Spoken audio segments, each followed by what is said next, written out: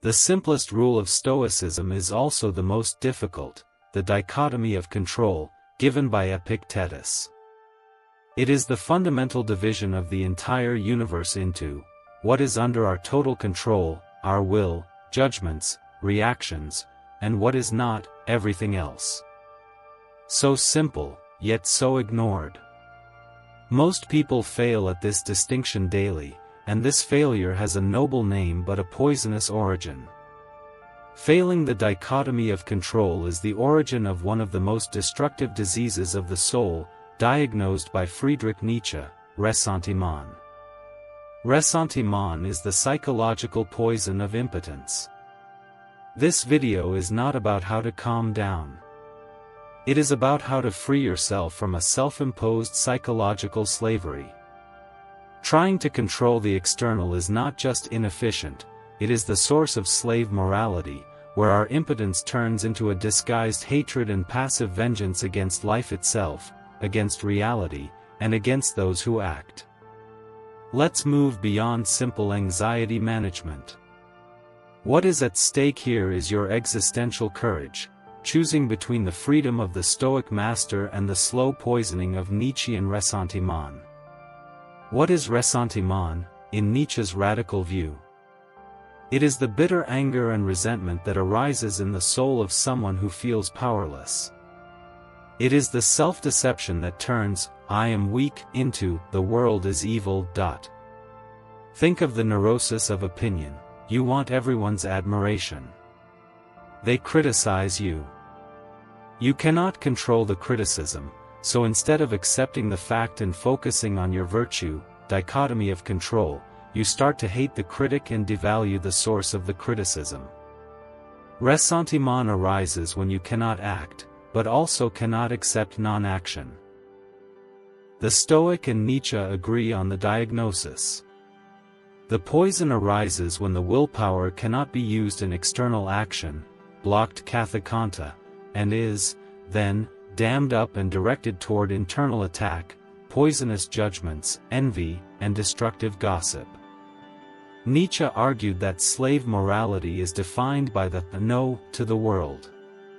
It is reactive, "I am good because I am not evil like him."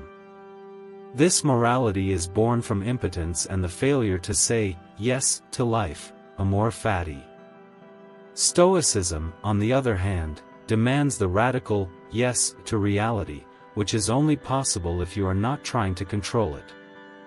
Epictetus' dichotomy of control is, fundamentally, the choice between slave morality, ressentiment, and master morality, the Stoic sage. The Stoic master, in applying the dichotomy, focuses on their rational will. Their freedom lies in the ability to choose how they interpret and react. They have no ressentiment because they do not try to control the external indifference. The master says, "I do not control what happens, but I perfectly control my response, and my response will be virtuous." To apply the dichotomy radically, you must create a constant filter. Every time anxiety, envy, or anger arises, immediately ask yourself, with the coldness of a surgeon, "Is this under my total and exclusive control?" If the answer is no, the weather, gossip, loss of money, you must yield control. Move your energy immediately to your internal domain. Anger is a sign that you tried to control the uncontrollable. If the answer is yes, your response, your effort, your judgment, you must give 100% of your strength and responsibility, aiming for the perfect action, katorthoma. The trained Stoic becomes invulnerable because he has no external Achilles heels. The only thing that can hurt him is his own judgment, the only thing he controls. To use the dichotomy as Nietzsche's antidote, we need practical acts of strength and detachment, transforming the negative energy of ressentiment into virtuous action. 1. The rehearsal of loss, radical premeditatio malorum. The resentful person hates what the other has. The Stoic rehearses the loss of what he himself has. If you visualize the loss of your job, the success of your rival becomes irrelevant. Your focus becomes internal.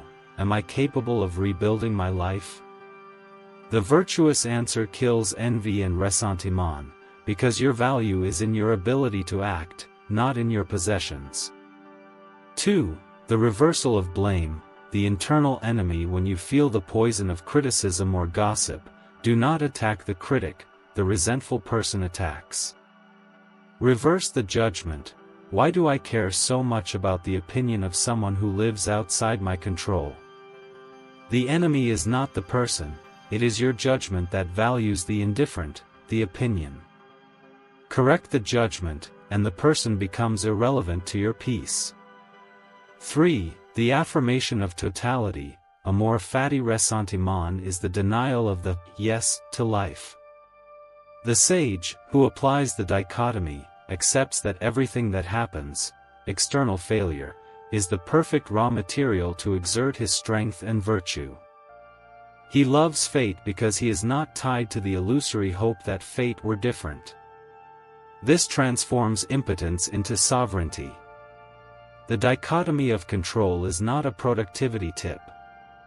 It is an existential choice between freedom and psychological slavery. You must decide where to place your soul.